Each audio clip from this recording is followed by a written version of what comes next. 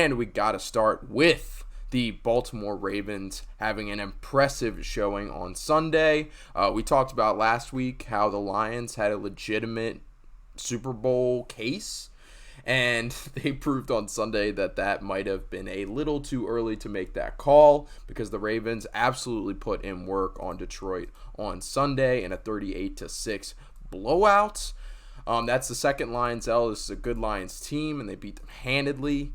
And the thing, my major takeaway from this is that Lamar could be putting together an MVP campaign right now, or could have a really solid case behind Mahomes. So he went 24-27 on Sunday with 357 yards, 3 passing tuds, and a rushing tud, so absolutely elite.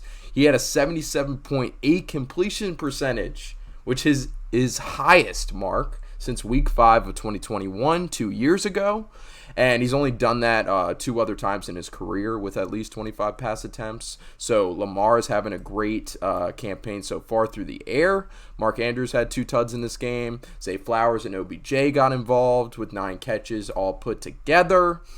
And even Bateman had some moments in the game too. Yeah, for sure. And the concern early on was, I mean, not even early on, just a few weeks ago, this receiver core was dropping everything that was thrown its way. Zay Flower had a compilation of drops just a few weeks ago, or a week ago at this point.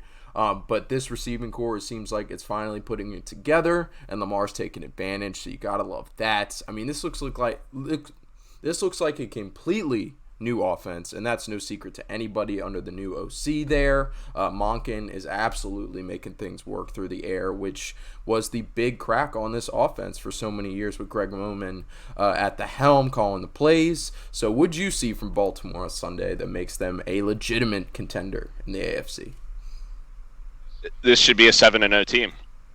They should have never lost to Pittsburgh at Pittsburgh. Yep. If Lamar doesn't throw that interception in the end zone, they get the 3 points. You know, who knows what happens from there.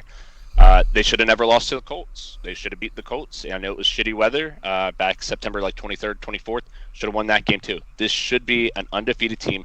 They've had injuries, which they do every single year, and they overcome them. This is exactly what I expected. If you go back to our Blitz Pod power rankings at the beginning of the year, we had Baltimore ahead of Buffalo, and I think we got a lot of crap for that from a lot of fans. And 7 weeks in, I think, you know, Baltimore is definitely head and shoulders ahead of Buffalo.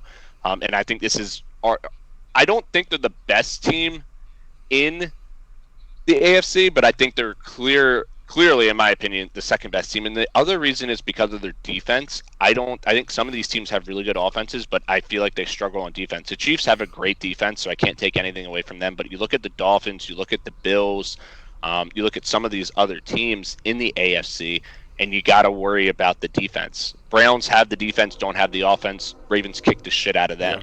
Yeah. They beat the Bengals already. I know they lost to the Steelers. Like I said, they should have won that game. But this is the team that I expected. They were my Super Bowl pick at the beginning of the year. Lamar Jackson was my MVP pick at the beginning of the year. I have $75, $50 on the Super Bowl, them to win the Super Bowl, and $25 on Lamar to win MVP. He's got skin in the game.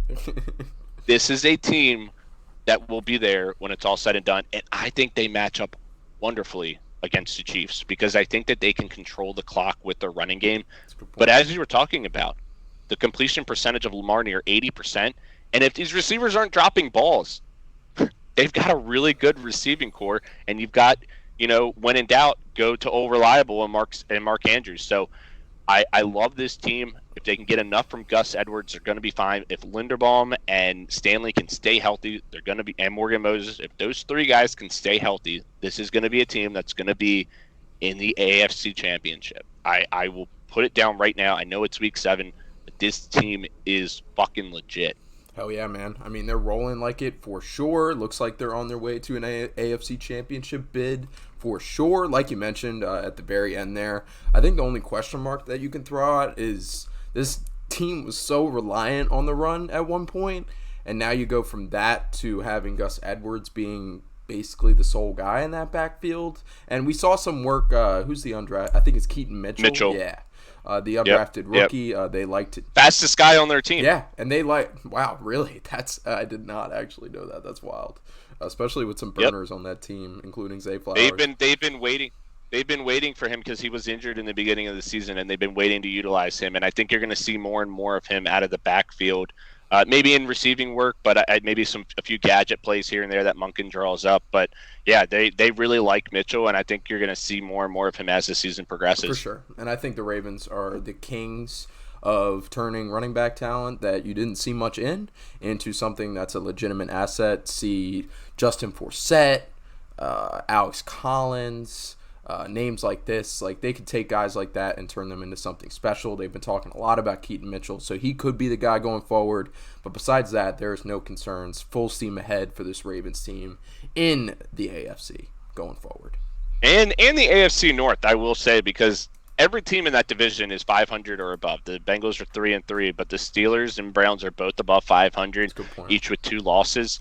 And the Ravens are right there, kind of leading the division when it comes to that. But this is we always talk about the AFC North being a good division, and it's right back again this year at being one of the best divisions in football. Yep. And it looks like the Ravens are leading the way in that category for sure. So,